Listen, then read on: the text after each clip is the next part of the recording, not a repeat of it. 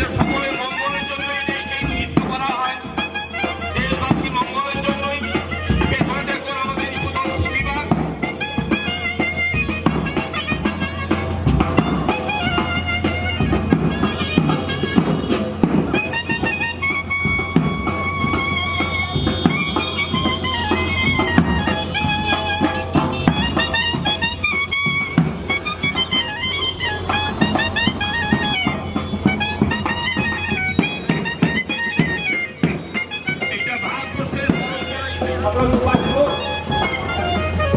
আমাদের ভারতবর্ষের কৃষ্টি প্রদান করার জন্য দেখুন আমাদের সাথে মণিপুর থেকে আগত মাইবা মাইবিরা রয়েছে, ওরা নৃত্য পরিবেশন করছে।